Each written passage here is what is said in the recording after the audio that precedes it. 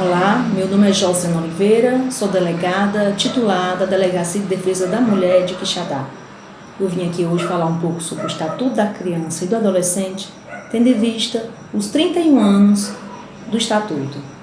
O Estatuto, ele é um conjunto de normas que visa implementar o artigo 227 da Constituição Federal Brasileira.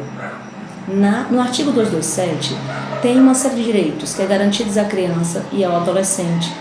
E esses direitos, eles têm como fim a proteção integral dessas crianças e adolescentes. E o que é criança pelo Estatuto?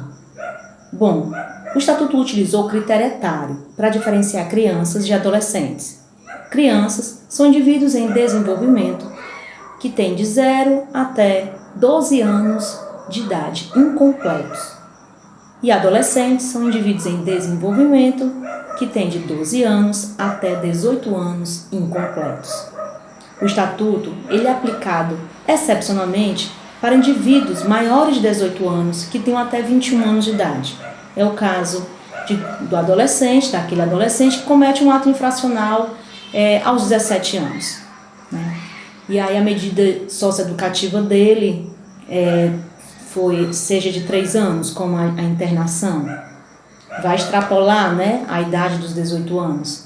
Vai ficar impune, ele não vai receber nenhuma sanção, nenhuma punição. Vai, não. Ele responde sim, e ao completar os 21 anos, ele é liberado daquela medida socioeducativa. E por que é assim? Bom, indivíduos em desenvolvimento, como é o caso de crianças e adolescentes, eles não têm o necessário discernimento para entender o caráter ilícito de suas condutas. E daí a necessidade de uma legislação especial para dar um tratamento adequado à idade, ao desenvolvimento desse indivíduo que ainda não se completou.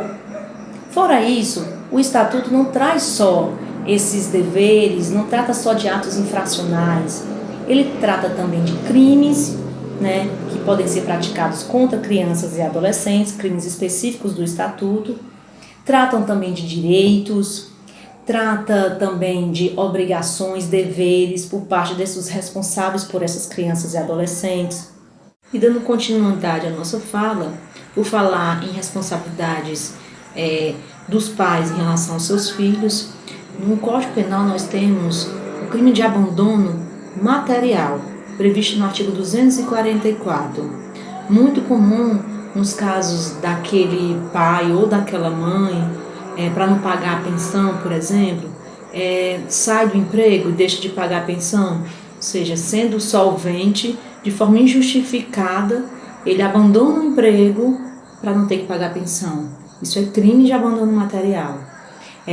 Esse tipo de crime abrange não só no caso de filhos menores de 18 anos, mas no caso também de ascendentes, de pessoas maiores de 60 anos, aí vem o Estatuto do Idoso também, e também aquele que deixa de prover a subsistência do cônjuge, também pode configurar crime de abandono material. Nós temos também alguns crimes contra o estado de filiação previsto no Código Penal, que também tem uma vinculação com violação dos direitos da criança e do adolescente.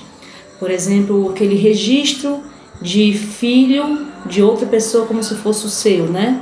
Se fazer um registro de nascimento de uma criança que não é sua, isso é crime, né? Viola os direitos daquela criança.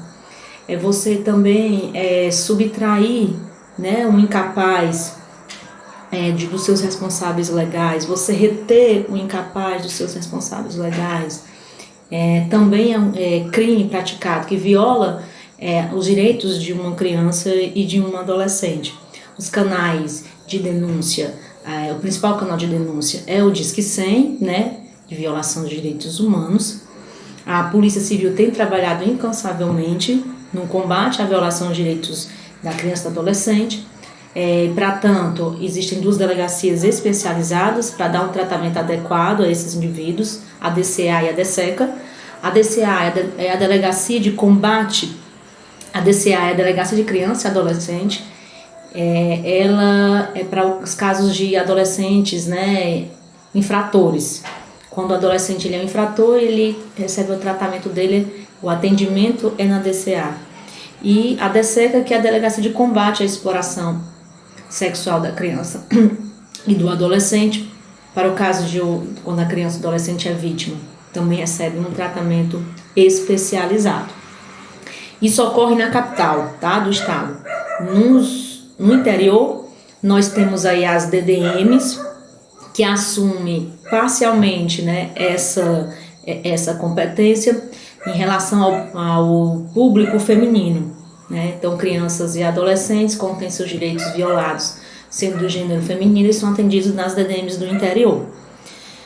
Crimes sexuais, basta ser do gênero feminino, não importando se é criança ou adolescente, também são atendidas pelas delegacias de defesa da mulher no interior, e também região metropolitana também é dessa forma. Somente na capital nós temos essas delegacias especializadas que eu já mencionei.